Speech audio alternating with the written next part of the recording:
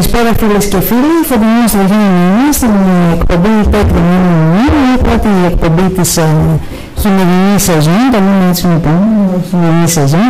Έχω πάρει την τιμή να φιλοξενώ εδώ στην εκπομπή την κυρία Ειρήνη Διαπρόπη Λιβάνη, πριν που ήταν του Πανεπιστημίου της Μακεδονίας, υπότη της Λογιάννης των Τιμών, και έχουμε κάτι νέο και υποψήφια στη Λαϊκή Αριστερά. Την κυρία Δελιβάνη, όχι επειδή υπήρξε δασκάλια, τη θεωρώ την grand dame της ελληνικής οικονομίας. Πιστεύω ότι έχει πάρα πολλά πράγματα να πει και δεν είναι πάντα εύκολο να τη βρούμε για να μας μιλήσει. Οπότε είναι μια καλή ευκαιρία και να έχετε όλοι τα αυτιά σας στην κομμένα. Σας καλωσορίζω.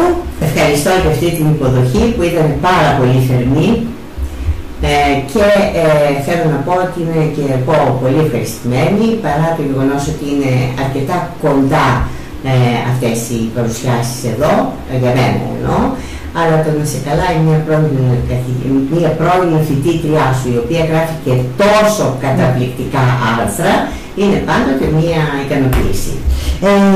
Καταρχάς να πιάσουμε λίγο το θέμα της λαϊκής αριστεράς, πώς έγινε. Εγώ δεν είμαι υποψήφια πραγματικά, είμαι στο ψηφοδέλτιο επικρατείας και βέβαια έχω και την τελευταία θέση, η οποία υποτίθεται ότι είναι η λιγότερο, αν θέλετε, πολιτική, δηλαδή δεν έχει καμία πιθανότητα εκλογής, και αυτήν ήθελα, αλλά είναι, λένε, αυτή η οποία είναι η θέση τιμής. Οπότε εγώ δέχτηκα να μπω, γιατί τελικά πιστεύω ότι έτσι όπως πάνε τα πράγματα θα είναι η μοναδική... Συγγνώμη λίγο, μισό λεπτό. Seems to hide deep inside your mind. All alone I have cried silent tears full of...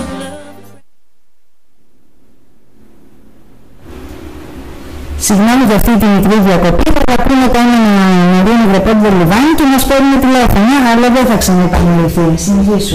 Λοιπόν, δέχτηκα, λέω, αυτή την θέση, γιατί πιστεύω ότι τελικά έτσι όπως προβλέπεται να είναι η διαμόρφωση του πολιτικού μας κλίματος, θα είναι τελικά η μοναδική αντιπολίτευση αυτή η λαϊκή ενότητα.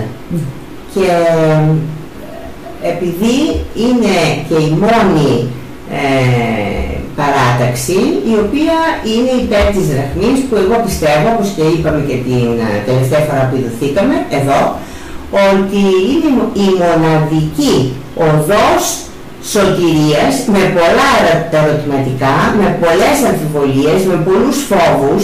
Δεν είναι κάτι το οποίο είναι ένας ευχάριστος περίπατος, αλλά είναι κάτι το οποίο εξαρτάται πολύ από εμάς, δηλαδή από δικές μας προσπάθειες, ενώ αν μείνουμε στην Ευρωζώνη φυσικά δεν έχουμε καμία δυνατότητα να επιδράσουμε επί των αυτών που πρόκειται να γίνουν και αυτό που γίνονται, ενώ σε αυτή την περίπτωση, αν πάμε στην δραχμή, θα έλεγα ότι το 80% της έκτασης είναι δική μας υπόθεση. Πόσο θα δουλέψουμε, πόσο καλά θα κάνουμε τα σχέδια, και το 20% λέω ότι θα είναι με την ευχή μου μια καλύτερη τύχη. Μια καλή τύχη δηλαδή, να μην μας πολεμήσουν πολύ, να μην έχουμε αντιξοότητες τη στιγμή που θα γίνεται η μετάβαση, που είναι η πιο δύσκολη περίπτωση, γιατί μετά όταν γίνει πλέον η μετάβαση υποθέτω ότι τα πράγματα θα είναι πιο ομαλά. Γι' αυτό λοιπόν αποφάσισα να δεχθώ την πρόσκληση του κυρίου Λαφαζάνη και να μπω σε αυτό το ψηφοδέλτιο επικρατείας, με την ευχή ότι θα πάει αρκετά καλά ώστε να μπορεί να παίξει κάποιο ρόλο. Το εύχομαι πραγματικά. Θα ήθελα όμως να κάνω εγώ το συνήγορο του διαβόλου. Εντάξει. Εγώ θα σας εκφράσω αυτά που ακούγονται από τον κόσμο πάνω στο θέμα του εθνικού νομίσματος, το οποίο κατά την άποψή μου τελευταία έχει δαιμονοποιηθεί από τα μέσα. Τελευταίος, γιατί λέτε τελευταίο? Γενικά, αλλά τελευταία νομίζω... Είναι από την αρχή μια εκστρατεία εκφοβισμού. Δεν υπάρχει αμφιβολία περί αυτού. Σε σημείο που νομίζω ότι πλέον και με την γενική τοπάθεια που αισθάνεται όλοι μας αυτή τη στιγμή, η εντύπωση που έχει περάσει είναι ότι εντάξει, να δεχτούμε ένα τρίτο μνημόνιο, το οποίο είναι το μεγαλύτερο όλων όσων έχουν περάσει, και βάσει αυτού να ελπίζουμε στην ανάπτυξη. Ότι αν εφαρμοστούν τα μέτρα σωστά του τρίτου μνημονίου, τι να κάνουμε, κάποια στιγμή θα μπούμε στην ανάπτυξη. Θεωρείτε ότι έχει λογική αυτή η εικόνα που περνιέται στα μέσα? Δυστυχώς δεν έχει καμία λογική όσο μπορώ να απαντήσω ως οικονομολόγος. Γιατί δεν υπάρχει καμία οικονομία στον κόσμο, εξ όσων τουλάχιστον γνωρίζω, που να μπόρεσε να αναπτυχθεί με τέτοιες συνθήκες, δηλαδή με συνθήκες στραγγαλιστικής λιτότητας και με ένα νόμισμα το οποίο δεν είναι δικό μας, είναι δανειζόμενο και το οποίο μας το δανείζουν με σταγονόμετρο. Με αυτούς τους όρους είναι αδύνατο να γίνει ανάπτυξη. Και εγώ το ακούω και λένε δεν βαριέσαι, θα περάσουμε λίγο δύσκολα με το τρίτο μνημόνιο, αλλά θα αρχίσει η ανάπτυξη. Ποια ανάπτυξη θα αρχίσει? Η ανάπτυξη χρειάζεται ένα περιβάλλον το οποίο να είναι η ρευστότητα να ρέει χωρίς πρόβλημα, στα όρια του πληθωρισμού του ελεγχόμενου, και να μπορεί να παίρνει κάθε φορά, σε κάθε περίοδο, να σηκώνει το νομισματικό μέρος της οικονομίας στο πραγματικό. Δηλαδή ρίχνεις χρήματα στην οικονομία, μειώνεται η ενεργεία η οποία είναι τεράστια, αυξάνει η παραγωγή, φτάνει στο επίπεδο του να είναι ισορροπία μεταξύ του νομισματικού και του πραγματικού, και μετά ξαναρίχνεις χρήματα για να πας πιο επάνω. Αν δεν γίνουν αυτά τα πράγματα, αν μιλάμε για μια ανάπτυξη η οποία είναι 0,1 ή 0,6 ή 0,7, ακόμη και 0,7, δεν είναι ανάπτυξη αυτό που μπορεί να αλλάξει την κατάσταση στην Ελλάδα.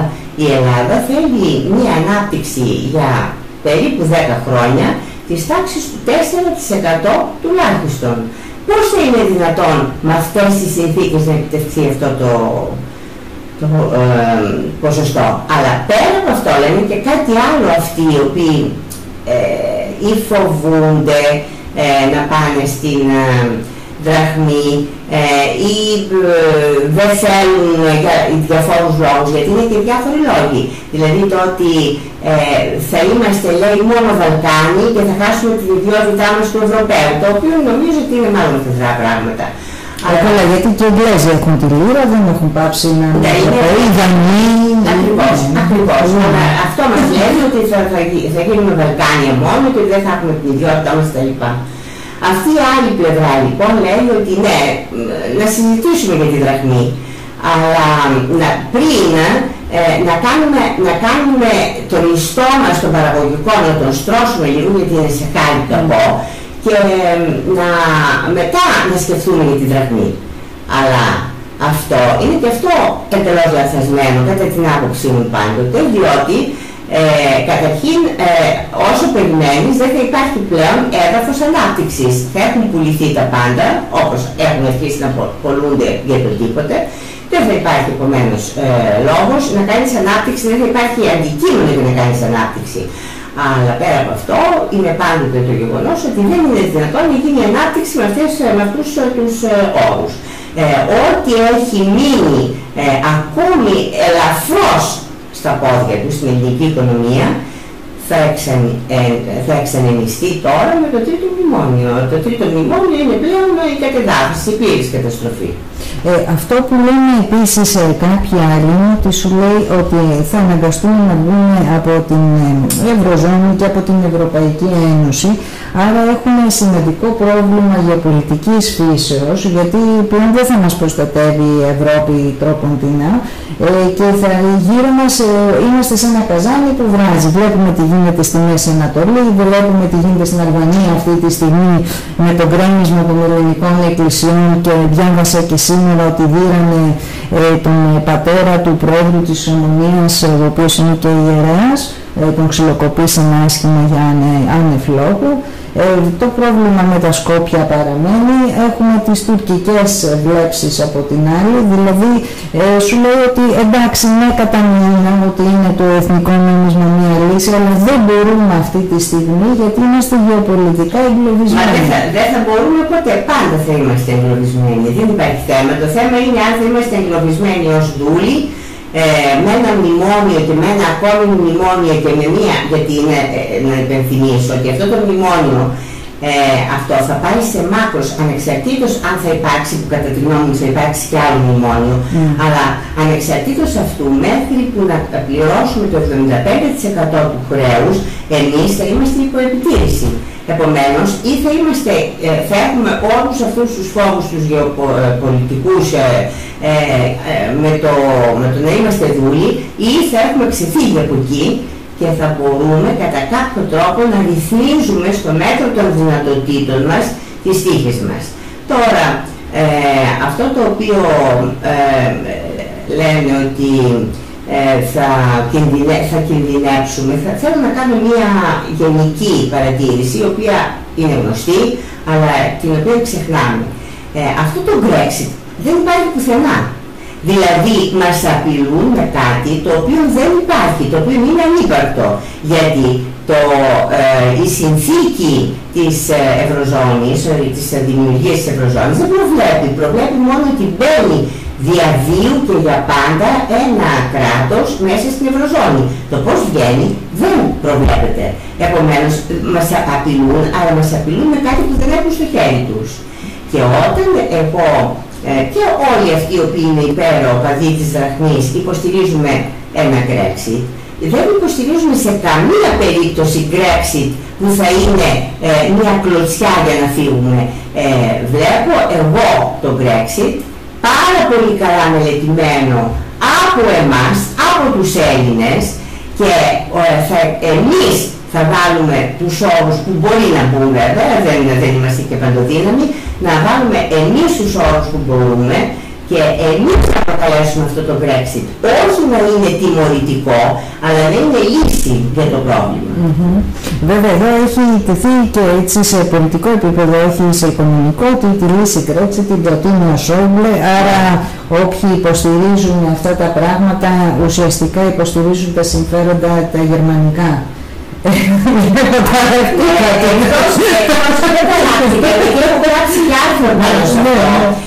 Δεν παράχθηκε καθόλου. Κοιτάξτε, καταρχήν νομίζω ότι είναι αρκετά επιπόλαιο όταν υπάρχουν 100 θέματα στα οποία είστε με κάποιον αντίθετος και στο ένα είστε μαζί, συμπίπτεται δηλαδή, που είναι πάρα πολύ πιθανό να συμπίπτεται με οποιονδήποτε, αυτό να σημαίνει ότι ότι έχετε ταύτιση απόψεων, ότι είστε ίδιοι. Σε καμία περίπτωση. Εγώ θέλω να σας πω κάτι άλλο, το οποίο νομίζω σας το είχα στείλει μέσω ίντερνετ, το οποίο μου έκανε εντύπωση και το οποίο το σχολίασα. Είναι ένα blog, το οποίο είναι πολύ καλό blog, το οποίο λέγεται Real International Economics, και στο οποίο γράφουν γνωστοί οικονομολόγοι, και αυτό έλεγε ότι πριν από καμιά 20 μέρες περίπου, ότι στην πραγματικότητα ο Σόιμπλε δεν ήταν τόσο κακός με τους Έλληνες, γιατί πρότεινε, θέλω να πω ότι αυτό το blog παίρνει μονίμως πολύ καλές θέσεις απέναντι στην Ελλάδα, δεν είναι δηλαδή εναντίον της Ελλάδας.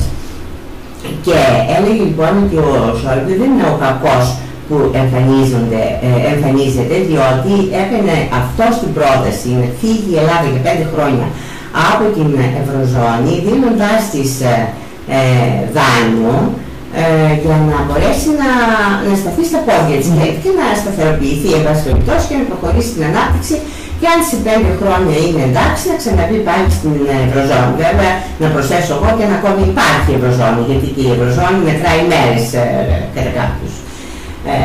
Και νομίζω ότι είναι έτσι, δηλαδή δεν ξέρω πότε, αλλά δεν είναι βιώσιμο, δεν είναι κάτι βιώσιμο. Ήδη η ρυθμή ανάπτυξης όλης της Ευρωζώνης είναι πάρα πολύ καλή. Δεν βλέπετε τι γίνεται στην Αγγλία, που αυξάνει η ανεργία και κατεδαφίζεται σιγά σιγά το κράτος πρόνοιας, το οποίο είναι το καλύτερο της Ευρώπης.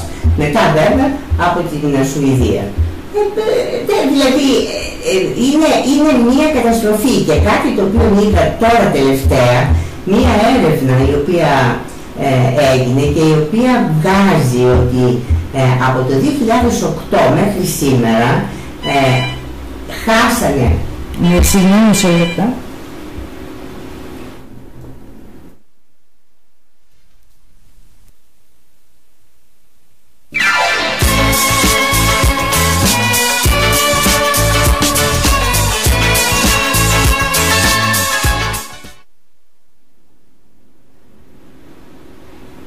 Προκαλούν μεγάλη εντύπωση αυτά που λέει η κυρία Δελιβάνη και μας έχουν λίγο τερμινάσει στα τηλέφωνα, δεν θα το ξανασηκώσω.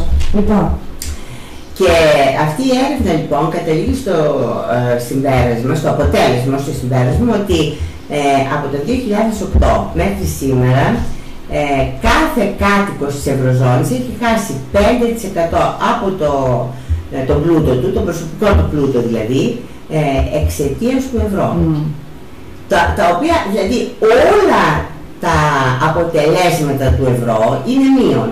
Και αυτό βέβαια κρατιέται γιατί έχουν επενδυθεί πάρα πολλά συμφέροντα και διότι αποτελούσε ένα όνειρο το οποίο ήταν αμέσως μετά από τον Πρώτο Παγκόσμιο Πόλεμο, είχαν αρχίσει να γίνονται τέτοιες συζητήσεις με τον Αριστίδε Μπριάν για να γίνει αυτή, όχι βέβαια Ευρωζώνη, αλλά η Ένωση της Ευρώπης. Και τελικά δηλαδή είναι πάρα πολύ δύσκολο να πεις ότι απέτυχα ενώ έφτασα μέχρι εδώ και για να διαλυθεί. Αλλά αυτό φοβάμαι ότι θα διαλυθεί απότομα και με τρόπο δηλαδή άκομψο και όχι με τρόπο προβλεπόμενο. Και οι πολλοί οικονομολόγοι βλέπουν ότι στην επόμενη χρηματοοικονομική κρίση αυτό θα εξαφανιστεί. Ναι. Κάτι που ήδη φαίνεται, δηλαδή θα κάνω μια πάρα πολύ μικρή παρένθεση σχετικά με την κρίση τώρα που είμαι στη χρηματιστηριακή. Παρατηρήσαμε το εξής, ότι καταρχάς βλέπουμε μεγάλα σκαμπανεβάσματα στα διεθνή χρηματιστήρια, ειδικά στο αμερικάνικο, σε καθημερινή βάση, κάτι το οποίο εκφράζει τις ανησυχίες των επενδυτών, οι οποίες είναι πάρα πολλές.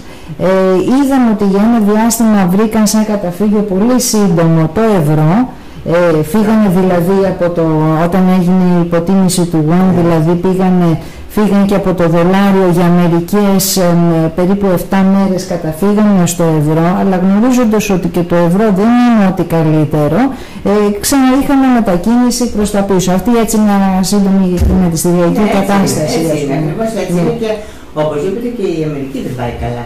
Καλά, ναι, εννοείται. Βέβαια δημοσιεύει κάποια καλά στοιχεία, τα πρόσφατα όμως εργασίες πάλι ήταν απογοητευτικά. Ναι, αλλά πάντως εκεί η Αμερική, παρόλο ότι έχει τεράστιο αυτό χρέος, δημιουργεί ακόμη την πεποίθηση και την εμπιστοσύνη ότι μπορεί να το πληρώσει αυτό. Ενώ η Ελλάδα πλέον έχει χάσει αυτή την πλευρά του να καθησυχάζει τους δανειστές ότι μπορεί να τα πληρώσει. Δεν μπορεί πλέον να τα πληρώσει. Δηλαδή είναι γενικώς παραδεγμένο ότι η Ελλάδα δεν μπορεί να πληρώσει αυτό το χρέος. Και γι' αυτό λένε είναι μη βιώσιμο, ενώ στην περίπτωση της Αμερικής είναι βιώσιμο. Ναι. Να σας πω και άλλες πάλι βέβαια έχουν ακουστεί, αλλά νομίζω καλό είναι να διευκρινίζονται τα πράγματα όσο μπορούμε για να μαθαίνει και ο ίδιος κόσμος. για μια υποθετική περίπτωση βέβαια πάντοτε. Ναι, πάντοτε, γιατί κανείς δεν μπορεί να είναι σίγουρος για αυτά τα πράγματα, για όλες τις μεταβλητές δεν μπορείς να τις προβλέψεις, και αν τις προβλέψεις πόσο να δοκιμάζονται μοντέλα συνεχώς, ας πούμε, πάνω σε αυτά τα πράγματα. Οι φόβοι πολλών ανθρώπων είναι ότι σου λέει θα πάμε σε ένα εθνικό νόμισμα, στη δραχμή, ξέρω εγώ, και οι μισθοί μας θα γίνουν τύπου Μπαγκλαντές. Δηλαδή θα είμαστε χειρότεροι, η καταστροφή θα είναι πολύ μεγάλη, δεν θα μπορούμε να εισάγουμε φάρμακα, με ποιον θα κάνουμε εξαγωγές, το διπλωματικό περιβάλλον της εξωτερικής μας πολιτικής είναι φτωχό, δεν έχουμε δημιουργήσει δηλαδή σοβαρές σχέσεις με κάποια άλλα κράτη σε οικονομικό επίπεδο. Ίσα ίσα μπορώ να πω ότι πλέον τα πράγματα, χωρίς να είμαι γεωπολιτικός, ούτε πολιτικός αναλυτής, ούτε τίποτα τέτοιο, απλώς ένας σκεπτόμενος άνθρωπος, βλέπω ότι εκεί πάμε από το κακό στο χειρότερο. Χαλάμε κοντά να χαλάσουμε και τις σχέσεις μας, ας πούμε, με τη Σερβία, το μοναδικό σύμμαχο στα Βαλκάνια που μας απέμεινε. Σου λέει τι θα γίνει. Οπότε, αν πάμε πάλι στη δραχμή, θα έχουμε και μισθούς πείνας ουσιαστικά, και δεν έχουμε και συμμάχους να μας στηρίξουν. Λοιπόν, αυτές οι απόψεις δεν λαμβάνουν υπόψη κάτι το οποίο είναι καταλυτικής σημασίας, δηλαδή τη σπουδαιότητα του εθνικού νομίσματος. Το εθνικό νόμισμα είναι μία δύναμη η οποία, από την ποσότητα της οποίας καθορίζεται η στρατηγική ολόκληρης της οικονομίας μέσω του ευρώ, μέσω του εθνικού νομίσματος, του κυρίαρχου εθνικού νομίσματος, μπορείς να καθορίσεις την ένταση της οικονομικής δραστηριότητας, τον όγκο της απασχόλησης και το ρυθμό της ανάπτυξης. Και από τον 6ο π.Χ. αιώνα οι περισσότεροι πόλεμοι έγιναν μεταξύ πριγκίπων, εμπόρων και τραπεζιτών, ακριβώς για το ποιος θα έχει τον έλεγχο, ποιος θα τυπώνει και ποιος θα έχει τον έλεγχο του χρήματος, το οποίο είναι καταλυτική σημασία. Αυτός ο οποίος εκδίδει, τυπώνει δηλαδή, και αυτός ο οποίος ελέγχει το χρήμα έχει δύναμη. Τώρα, μου λέτε για μισθούς πείνας και τα λοιπά. Δεν βλέπω γιατί θα είναι μισθή πείνας, περισσότερο από ό,τι θα είναι τώρα. Εδώ πέρα έχουμε χάσει ήδη 40% και πάμε πολύ περισσότερο. Όταν θα έρθει, όταν και αν θα έρθει το ευρώ, η δραχμή, θα μπορεί απόλυτα να προσδιορίζεται το ύψος του μισθού, γενικά των αμοιβών και των συντάξεων, ανάλογα με την αύξηση της παραγωγής. Και αυτό δεν σημαίνει ότι δεν θα μπορούμε να κάνουμε το ένα και το άλλο, δεν θα μπορούμε να πληρώνουμε τις εισαγωγές. Για ποιο λόγο δεν θα μπορούμε να πληρώνουμε τις εισαγωγές? Διότι αυτά τα οποία εξάγουμε ή ούτως ή άλλως και τώρα, και όταν ήταν η δραχμή, πάντοτε τα πληρώνουμε, αυτά πληρώνονται με ξένο νόμισμα δηλαδή. Άρα η παραγωγή μας, όσο και αν έχει πέσει, εξακολουθεί να υπάρχει, και με αυτή την παραγωγή και με τους άδειλους πόρους που είναι η ναυτιλία και ο τουρισμός, θα μπορούμε να πληρώνουμε κάλλιστα κάποια απαραίτητα αγαθά, τα οποία βέβαια θα πρέπει να κάνουμε και εισαγωγή κεφαλουχικών αγαθών για να μπορούμε να προωθούμε την ανάπτυξη. Δεν βλέπω κανένα λόγο να πεινάσουμε περισσότερο από ό,τι ήδη πεινάμε. Δεν θα πεινάσουμε, γιατί είναι άσχημο. Το μέλλον είναι ζωφερό μέσα στα μνημόνια. Ναι, αλλά δεν το καταλαβαίνουμε. Και ξέρετε κάτι, αυτό σκεπτόμουν ότι κάνουμε, δηλαδή οι πολλοί που είναι εναντίον της δραχμής, κάνουν μία εντελώς αυθαίρετη υπόθεση, καταλήγοντας σε ένα αποτέλεσμα συγκριτικής μελέτης που δεν έγινε ποτέ. Δηλαδή, λένε θα είναι πολύ χειρότερα άμα πάμε στη δραχμή. Από πού το ξέρουν αυτό? Δεν έχει γίνει καμία μελέτη και είναι τελείως παράλογο αυτό να λέγεται. Εγώ θα έλεγα εντελώς πάλι επιπόλαια, γιατί δεν έχω κάνει κάποια συγκριτική μελέτη, ότι θα είναι πολύ καλύτερη η κατάσταση τότε για μία σειρά από λόγους. Αλλά αυτό το οποίο είναι το χειρότερο για μένα είναι ότι εξακολουθεί ο εκφοβισμός, και όχι μόνο ο εκφοβισμός εναντίον της δραχμής, αλλά θεωρούν ότι είναι δεδομένο, οι διάφοροι οι οποίοι βγαίνουν στα διάφορα κανάλια κτλ. Είναι δεδομένο ότι η δραχμή είναι κάτι το οποίο είναι απορριπταίο εκ προημίου. Για ποιο λόγο, πώς το βγάζεις αυτό, από πού το βγάζεις, όταν είσαι εδώ που είσαι τώρα? Διότι αν ήσουν καλά με το ευρώ, δεν θα ήταν κανείς τόσο ανόητος για να πει ότι θέλω να εγκαταλείψω το ενιαίο ευρωπαϊκό νόμισμα για να πάω στο δικό μου το νόμισμα το παλιό. Κανείς δεν ήταν τόσο ανόητος. Αλλά εδώ η κατάσταση είναι ζωφερή, είναι δηλαδή τραγική. Και εσύ μου λες ότι θα είναι πιο τραγική. Μα δεν θα είναι πιο τραγική. Δεν μπορεί να είναι πιο τραγική. Γιατί να είναι πιο τραγική? Διότι εκεί θα κάνεις ό,τι μπορείς για να αυξήσεις την παραγωγή, θα κάνεις ό,τι μπορείς για να σταθεί αυτή η οικονομία στα πόδια της, να πληρώσει όταν θα έρθει ο καιρός, όταν θα μπορεί μέσω της ανάπτυξης να πληρώσει τα χρέη της. Για τα χρέη της όμως, δηλαδή, πώς θα γίνει, δηλαδή θα κηρύξουμε στάση πληρωμών? Βέβαια πρέπει να κηρύξουμε στάση πληρωμών. Πολλοί φοβούνται τις αντιδράσεις των δανειστών. Μπορεί να μπουν και με στρατό. Στρατό τώρα να φέρουμε σε ευρωπαϊκή πόλη είναι λίγο τραβηγμένο βέβαια από τα μαλλιά, αλλά δεν μπορώ εγώ να υπογράψω ότι δεν θα φέρουμε στρατό και δεν μπορώ να υπογράψω για τίποτα, διότι εδώ πραγματικά όταν μιλάμε για εταίρους και όταν μιλάμε για Ενωμένη Ευρώπη, μιλάμε για θέματα τα οποία δεν υπάρχουν. Δεν φέρονται αυτοί ούτε ως εταίροι, ούτε ως Ενωμένη Ευρώπη. Ούτε αυτά τα οποία συμβαίνουν με τους μετανάστες είναι θέματα τα οποία ανήκουν σε μια Ευρώπη που θα ήθελε να διατηρήσει όλες τις αρχές και τις αξίες ζωής μιας Ευρώπης. Αυτά. Λοιπόν, εγώ δεν μπορώ να πω ότι δεν θα φέρουν και δεν θα μας βομβαρδίσουν. Μπορεί να μας βομβαρδίσουν, δηλαδή είναι στο απότερο αυτό μπορεί. Δηλαδή, αλλά εάν οτιδήποτε πάμε να κάνουμε και φέρνουμε το χειρότερο μπροστά μας ως υποθετικό, τότε δεν θα γίνει τίποτε. Τότε κάθεσαι εδώ που κάθεσαι και προχωρείς προς το βούρκο μέχρι ο βούρκος να σκεπάσει και να πεθάνεις. Θα σας διαβάσω κάτι και θα αναφέρω προφανώς και την πηγή. Είναι ένα πάρα πολύ ωραίο άρθρο της Μαρίας Τσολακίδη από το πόρταλ στο τοίχο του Γιάννη Λαζάρου. Λέει πάρα πολύ ενδιαφέροντα πράγματα. Εδώ όμως σε αυτό το σημείο της συζήτησης κολλάει αυτό εδώ. Καθόλου τυχαία, γιατί νομίζουν πολλοί, δεν ξέρω, πραγματικά είμαστε ένας λαός που μας αρέσει να μας χαϊδεύουν τα αυτιά και να φαντασιωνόμαστε. Ζούμε στον κόσμο του φαντασιακού. Δεν είμαστε πραγματιστές να δούμε πώς είναι τα πράγματα, τι μας λένε και πάνω σε αυτά βασιζόμαστε. Φαντασιωνόμαστε. Λίγο δεν πειράζει, σιγά σιγά συνερχόμαστε όμως. Λέει καθόλου τυχαίο του επικεφαλής του ESM, ο κ. Ρέκλινγκ δηλαδή, δεν ξέχασε να υπενθυμίσει ότι η πραγματική επιβάρυνση των Ελλήνων ετησίως στην αποπληρωμή του χρέους είναι πολύ χαμηλή. Καταλαβαίνετε τι θα έρθει όταν λέει ότι ήδη αυτά που πληρώνουμε αυτή τη στιγμή ο κ.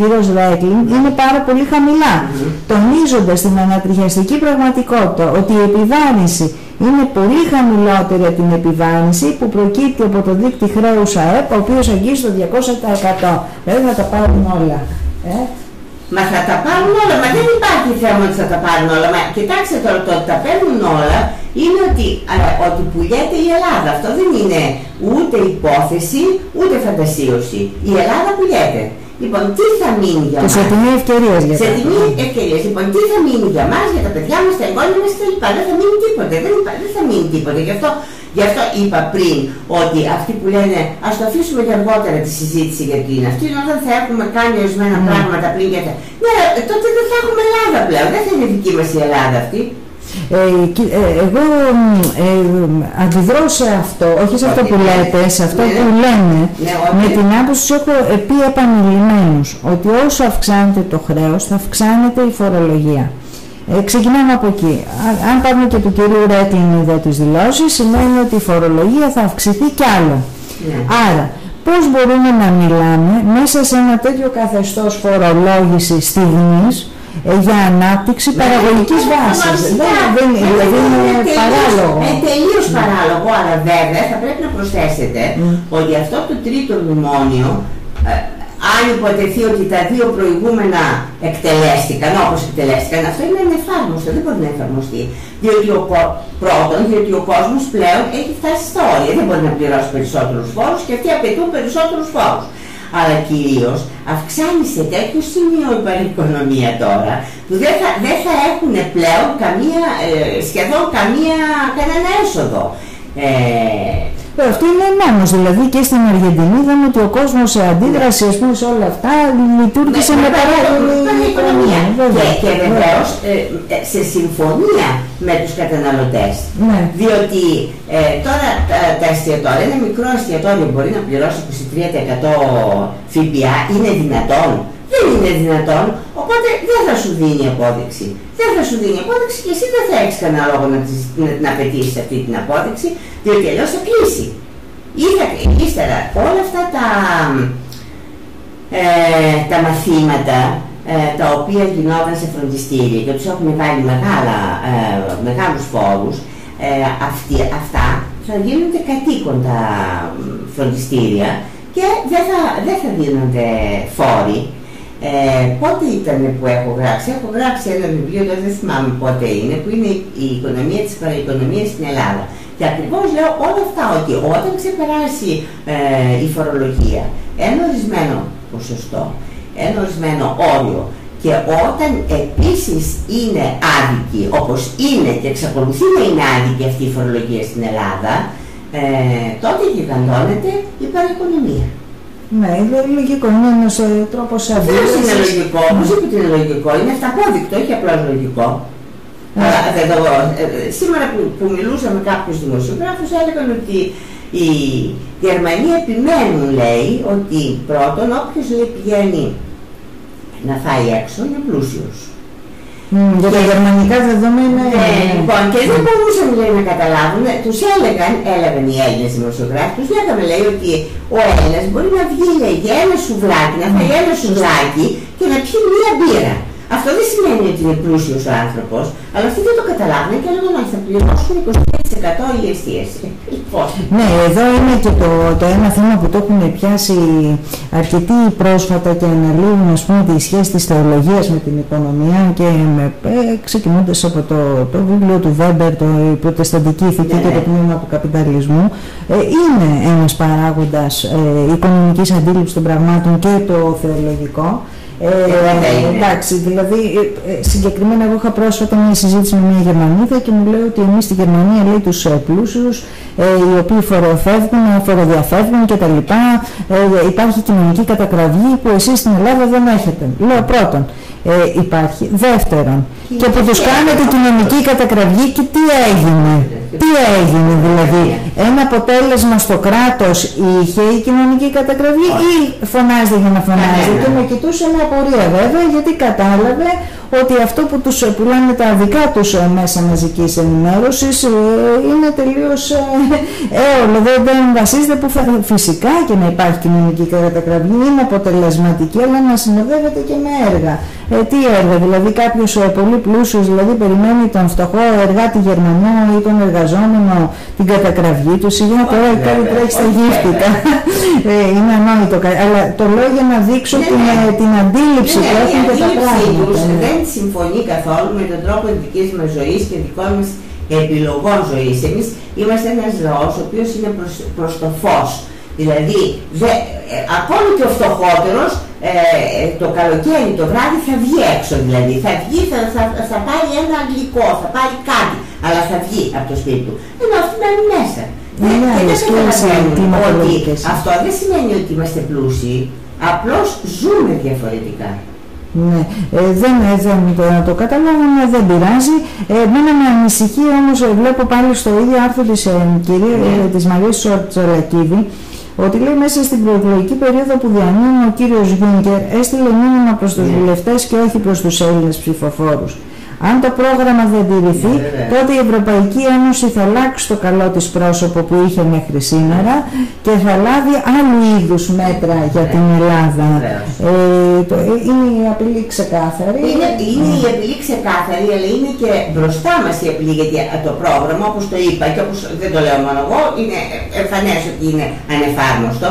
Άρα θα πάρουν και άλλα μέτρα. Φυσικά, μα δεν βγαίνουμε, δηλαδή και πάλι εδώ που έχει πρόχειρα και τα στοιχεία και τα λοιπά που ανατρέπει πολύ, ας πούμε λέει ο ΦΠΑ δηλαδή είναι μόνο ένα παράδειγμα που δεν μπορούσαν να εισπράξουν, γιατί και ένας λόγος είναι κλείσανε και οι επιχειρήσεις. Δηλαδή ούκαν λάβεις παρά το μη υπάρχοντος, γιατί δεν κλείνουν οι επιχειρήσεις, πάνω από 400.000 έχουν κλείσει. Λέει ότι ο έχει πάει ο Υπουργός Αλεξιάδης να έχει πάει στα ζεστά, θα εισπράξει από τον έμφυα 2,6 δις μέσα σε 5 μήνες, αλλά δεν ρώτησε και τους Έλληνες αν έχουν να τα δώσουν. Όσο ρευστή είναι η ίσπραξη του ΦΠΑ, αλλά τόσο και ο φόρος ακινήτων. Από τη στιγμή, επειδή είναι τέτοια, είναι δηλαδή παράλογη, δεν επικρατεί το παράλογο που θα έλεγε και...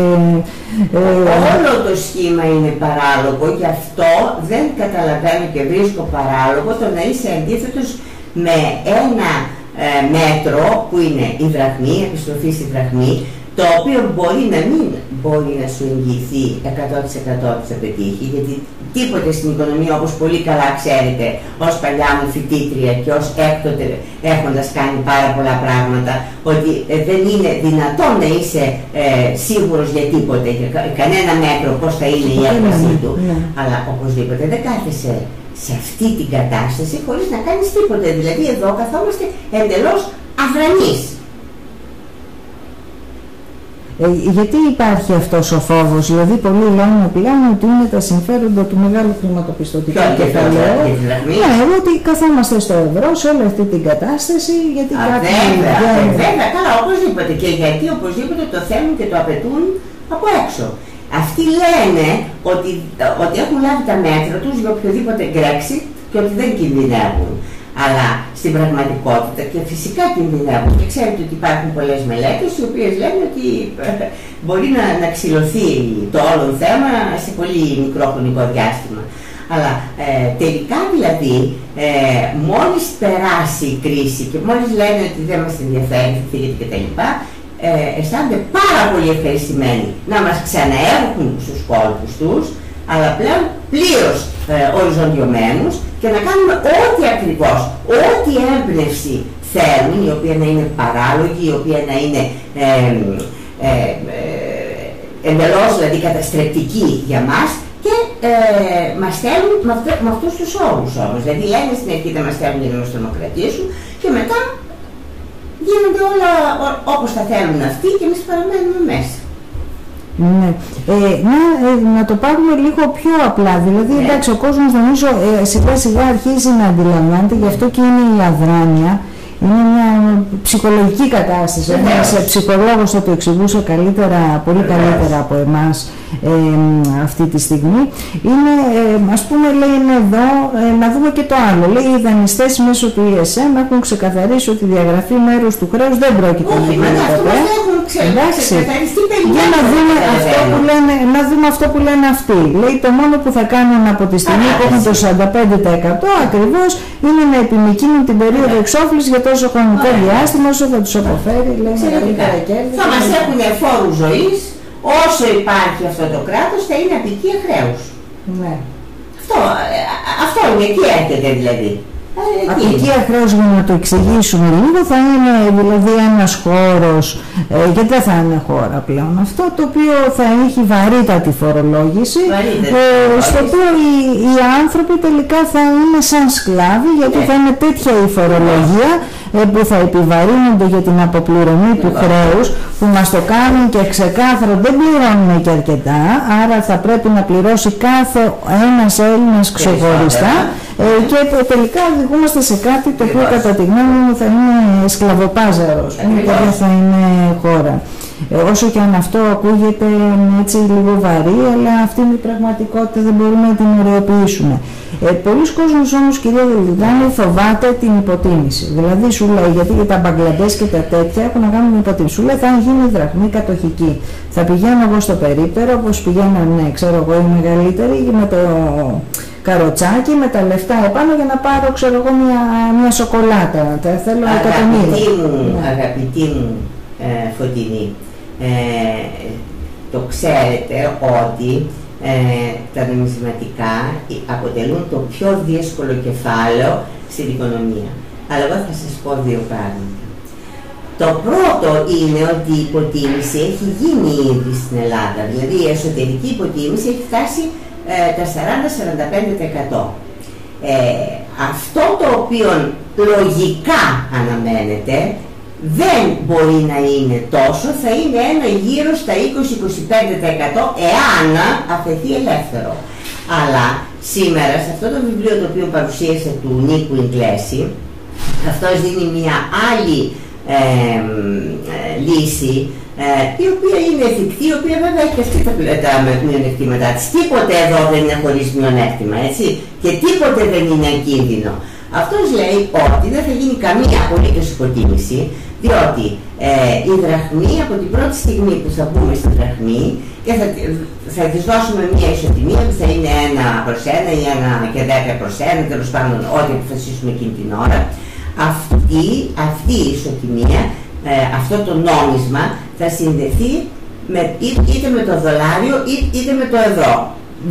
Οπότε δεν θα υπάρχει περίπτωση για υποτίμηση εφόσον γίνει αυτό το πράγμα. Και επομένως και δεν θα κυκλοφορεί στο εξωτερικό για τα 4-5 χρόνια τα πρώτα, δηλαδή δεν θα εκτίθεται σε κερδοσκόπους οι οποίοι θα θέλουν να το περιορίσουν κτλ. Δεν θα βγαίνει εκτός Ελλάδος.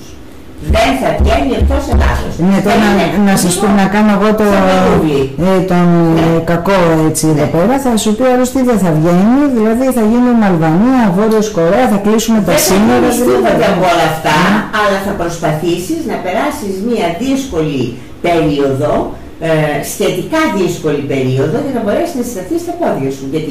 Γιατί ότι θα σταθούμε στα πόδια μας, θα σταθούμε μέσω της αύξησης της πραγματικής οικονομίας. Δηλαδή, όταν αρχίσει η πραγματική ανάπτυξη, η δραχμή δεν θα κινδυνεύει πλέον. Ναι. Εξηγήστε λίγο όμως τι σημαίνει να μην κυκλοφορεί ένα νόμισμα ευρύτερα στις αγορές. Δηλαδή, θα εξηγήσω. Και εκεί θα πληρώνουμε τις εισαγωγές μας με ευρώ, τα οποία θα έχουμε από τις εξαγωγές μας. Οι εισαγωγές μας θα πληρώνονται μέσω των εξαγωγών μας, εντάξει, και μέσω των αδείλων πόρων. Αυτό δεν θα παίρνουμε δάνειο για αυτά. Ό,τι έχουμε, με αυτό θα βγαίνουμε. Θα κόψουμε είπαμε και νομίζω την περασμένη φορά, θα κόψουμε τα πολυτελή αγαθά την εισαγωγή, τα καλλιντικά, τα πολυτελή αυτοκίνητα κτλ. Λοιπόν, και στο εσωτερικό θα πληρώνονται όλα με δραχμές. Όλα. Και εάν κάποιο παιδί θα πάει στο εξωτερικό για σπουδές ή αν κάποιοι θα πάνε έξω για τουρισμό ή για business, θα παίρνουν από την τράπεζα ένα ορισμένο ποσό σε ξένο νόμισμα. Ναι. Το οποίο θα πληρώνουν. Όπως ήταν και παλαιότερα. Ναι, έτσι, αυτό. Βεβαίως υπάρχουν περιορισμοί. Αν δεν υπάρχουν περιορισμοί, δεν μπορεί να γίνει αυτό το πράγμα. Δηλαδή, εάν το αφήσουμε εντελώς ελεύθερο να κυμανθεί, βεβαίως δεν ξέρουμε. Καταρχήν κινδυνεύουμε από κερδοσκόπους. Ναι, σίγουρα. Δεν ξέρουμε μέχρι πού θα μπορέσουν να πάνε και δεν ξέρει κανείς. Και αυτοί που λένε θα μας φάνε και θα μας πεθάνουν και θα μας κάνουν, δεν μπορεί να το ξέρουν πόσο θα μας φάνε και τι θα μας κάνουν. Αλλά και δεν μπορείς να το ρισκάρεις στην αρχή αυτό το πράγμα. Ναι.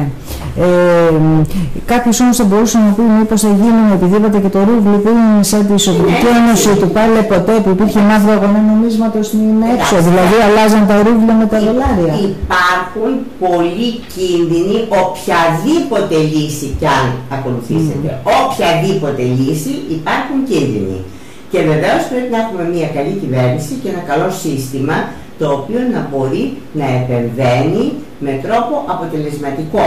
Και ίσως εκεί είναι το πιο σοβαρό μας μειονέκτημα, παρόλο ότι εμείς δεν είμαστε πολιτιολόγοι, αλλά είμαστε οικονομολόγοι, αλλά πρέπει να δεις κιόλας το θέμα ποιοι θα εφαρμόσουν κάτι τέτοιο. Αυτό είναι ένα πρόβλημα, ένα άλλο πρόβλημα, διότι αυτή τη στιγμή στον ορίζοντα δεν βλέπω να υπάρχουν χαρισματικοί, και αυτό θέλει, αυτή η μετάβαση και η ανάπτυξη και η αναπτυξιακή πολιτική και όλα αυτά τα πράγματα θέλουν ανθρώπους οι οποίοι και να ξέρουν και να θέλουν, να προσπαθούν να έχουν τον τζαγανό, να θέλουν να επιτύχουν, δηλαδή να επιτύχουν όχι προσωπικά, να επιτύχουν και τη χώρα. Εάν αυτό δεν γίνει και αφαιθούν τα πράγματα έτσι, δεν ξέρω αν είναι καλύτερο αυτό ή το άλλο. Με την προϋπόθεση όμως ότι θα πάνε, ότι θα ελεγχθεί η κατάσταση, εγώ νομίζω ότι θα είναι απείρως καλύτερα και πάρα πολύ γρήγορα. Μια παρένθεση, βέβαια, δεν έχει να κάνει με ένσταση και αυτά. Με λυπεί πάρα πολύ το γεγονός ότι έχουν στρέψει την όλη συζήτηση στο νόμισμα, δεν έχουν πιάσει την οικονομία σαν σύνολο, δεν έχουν ακούσει τίποτε για τομείς της οικονομίας. Δηλαδή, τι εννοώ, δεν βλέπω αυτό που λέει μια συγγενής επιστήμη με τη δική μας, δηλαδή το management, δεν έχουν δημιουργήσει όραμα. Το όραμα σημαίνει ότι θέλω κάπου να πάω, δηλαδή πώς φαντάζομαι.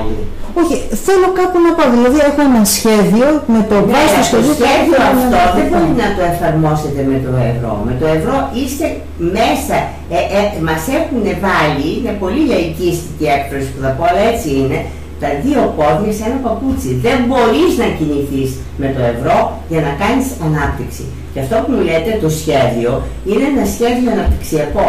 Δηλαδή πρέπει να έχεις και τα μέσα για να το εφαρμόσεις αυτό το σχέδιο. Διότι βεβαίως πρέπει να υπάρχει σχέδιο, αλλήμονό μας αν δεν υπάρχει σχέδιο. Και πρέπει να αρχίσουμε από δημόσιες επενδύσεις, οι οποίες θα ενθαρρύνουν τις ιδιωτικές επενδύσεις. Τουλάχιστον θα προσπαθήσουμε να γίνει έτσι και θα γίνει έτσι.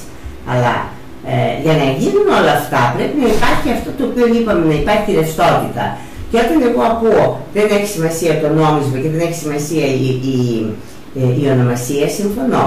Δηλαδή, αν είναι το εθνικό το νόμισμα, μπορεί να λέγεται όπως θέλετε. Μπορεί να λέγεται φοίνικας, μπορεί να λέγεται πορτοκάλι, μπορείτε να λέγεται όπως θέλετε. Αλλά πρέπει να είναι κυρίαρχο το νόμισμα.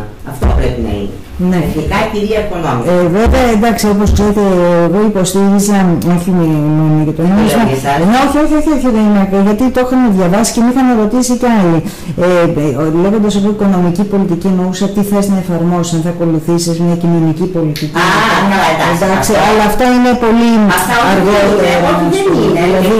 Εντάξει, και η Βρετανία έχει τη λίρα, αλλά δεν ακολουθεί κοινωνική πολιτική. Έχουμε τη μεγαλύτερη κοινωνική ανισότητα σε όλη την Ευρώπη, στη Μεγάλη Βρετανία, και αμέσως μετά βέβαια ακολουθεί η Ελλάδα. Είμαστε νούμερο 2. Δηλαδή βλέπουμε ότι αυτό προσπαθούσαν να εξηγήσουν. Το κυρίαρχο νόμισμα δεν σου κάνει κοινωνική πολιτική. Έτσι. Όχι βέβαια. Αυτό είναι μια άλλη επιλογή σου. Ακριβώς. Αυτό προσπαθούσα να εξηγήσω σε μια φράση που δεν βεβαίως θα πρέπει να κάνουμε κοινωνική πολιτική. Δηλαδή, ανεξάρτητα από το τι κάνει η Αγγλία ή οποιαδήποτε άλλη, με το δικό μας νόμισμα πρέπει να κάνουμε οπωσδήποτε κοινωνική πολιτική, γιατί εδώ που φτάσαμε είναι κατάσταση. Όχι, δεν μιλάμε για τρομακτικούς κινδύνους εθνικής υπόστασης πλέον, με το δημογραφικό, με την αφέμαξη ανθρωπίνου κεφαλαίου, μιλάμε για εξαφάνιση έθνους πλέον και για πλήρη γενοκτονία. Για πλήρη γενοκτονία μιλάμε, ακριβώς για πλήρη γενοκτονία μιλάμε. Και δεν το συμπεριλαμβάνω, απλώς νομίζω ότι ένας άνθρωπος ο οποίος μας ακούει, εμάς, ξέρω, άλλους κτλ.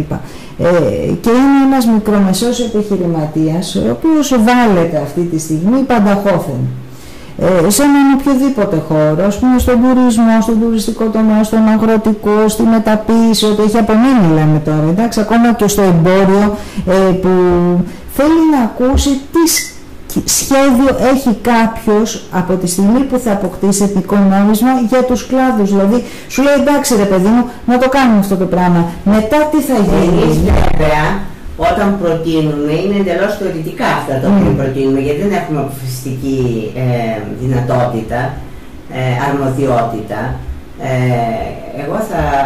Εγώ θα έκανα ένα σοσιαλιστικής κατεύθυνσης πρόγραμμα, το οποίο να κάνει, άλλωστε τα έχω γράψει, αναδιανομή του εισοδήματος υπέρ των φτωχοτέρων, το οποίο θα δώσει νέα όθηση και οικονομική όθηση στην οικονομία, γιατί ακριβώς αυξήσει την εσωτερική ζήτηση, αυτό είναι το ζητούμενο.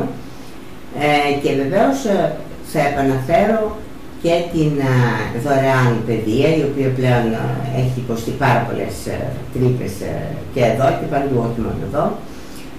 Τα νοσοκομεία πρέπει να υπάρχει μια δυνατότητα πρόσβαση σε νοσοκομεία και γενικά στην υγεία από όλο τον πληθυσμό της χώρας.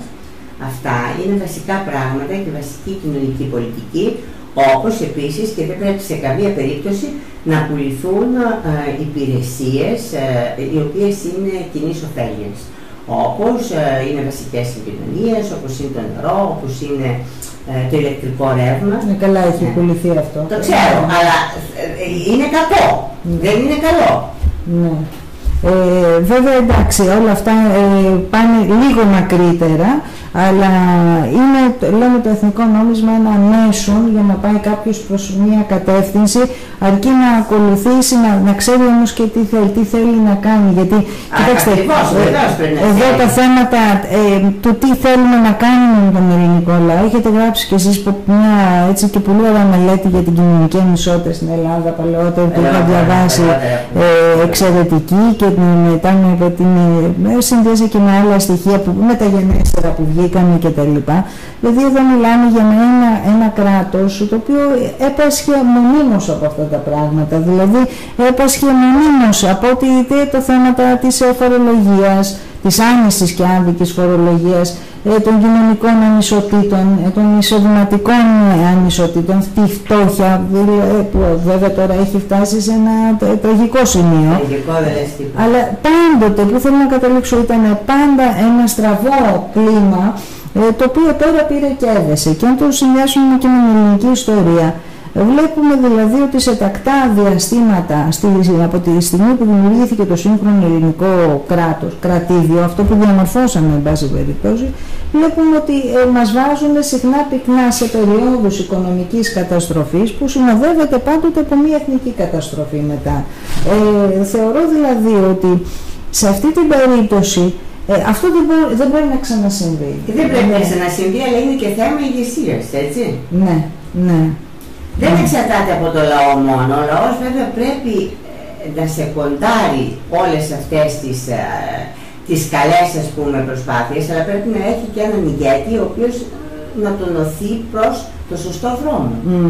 Ναι, γιατί μου λέγανε ότι εντάξει, ξέρω εγώ, μετάβαση στο εθνικό νόμισμα θα είναι δύσκολη κτλ. Τους έχω εξηγήσει πάρα πολλές φορές ότι οι τεχνοκράτες στην Ελλάδα υπάρχουν και έμπειροι, και είναι αυτοί που κάνανε και τη μετάβαση από τη δραχμή στο ευρώ. Εντάξει, ζουν οι άνθρωποι, εντάξει. Από το ευρώ θα πάει στη δραχμή. Δηλαδή τεχνοκρατικά και σαν βάση στελεχώνει η Ελλάδα έχει, και θεωρώ και πάρα πολύ καλά στελέχη και έμπειρα, γιατί το έχουν ξαναδουλεύσει το πράγμα. Δεν είναι δηλαδή κάτι το οποίο να μας φοβίζει. Το θέμα της ηγεσίας όμως, ναι. Το θέμα της ηγεσίας πρέπει να μας φοβίζει πολύ. Ναι. Επειδή μας λένε έτσι, συνήθως όταν μιλάω για αυτά τα πράγματα, λένε «Μάνα, βρε παιδί μου, πες μας και κάτι ευχάριστο». Τα οικονομικά, τα οποία υπάρχει πολύ, είναι λίγο περίπλοκο αυτό. Ο μέσος Έλληνας νομίζει ότι ξέρει οικονομικά. Καλά, τα ξέρει όλα και τα ξέρει τα οικονομικά. Ναι, τώρα είναι της μόδας αυτά. Τα οικονομικά τα ξέρει πάρα πολύ καλά τα οικονομικά. Και από την άλλη μεριά βέβαια είναι αυτό το οποίο είπατε, ότι δεν ξέρει. Ναι, δεν ξέρει, δεν έχει βάσεις, αλλά νομίζει όμως ότι τα οικονομικά τα κατέχει. Έτσι δεν γίνεται όμως. Δεν μπορεί να γίνει έτσι.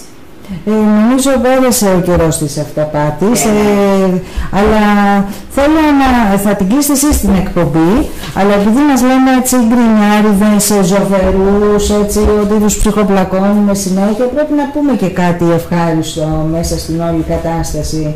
Αυτό το αφήνω σε εσάς τώρα, δύσκολο, να πούμε κάτι το οποίο είναι διαρκές, ότι ζούμε στην ωραιότερη ίσως χώρα του κόσμου και ότι αυτή τη χώρα δεν πρέπει να μας την πάρει κανείς, αλλά θα πρέπει εμείς να την κρατήσουμε και πρέπει εμείς να έχουμε πεποίθηση ότι μπορούμε να κάνουμε πολλά πράγματα για την βελτίωση της θέσης μας. Δηλαδή δεν είναι τίποτε χαμένο, η Ελλάδα ποτέ δεν πεθαίνει. Και δεν έχουμε πολλές επιλογές παρά μόνο την προσπάθεια. Ψηλά το κεφάλι λοιπόν. Ευχαριστώ πάρα πολύ την κυρία Δελιγόνη. Ελπίζω να μας ξαναέρθει, θα την έχουμε εδώ. Την επόμενη εβδομάδα δεν σας λέω ποιος θα έρθει, είναι πριν τις εκλογές. Νομίζω ότι θα είναι ο κατάλληλος άνθρωπος την κατάλληλη χρονική στιγμή να μας μιλήσει για το πολιτιακό και το πολιτικό. Δεν νομίζω ότι υπάρχει καλύτερος για να μας τα πει. Οπότε μέχρι τότε σας εύχομαι καλό Σαββατοκύριακο και τα λέμε την άλλη Παρασκευή. Γεια σας.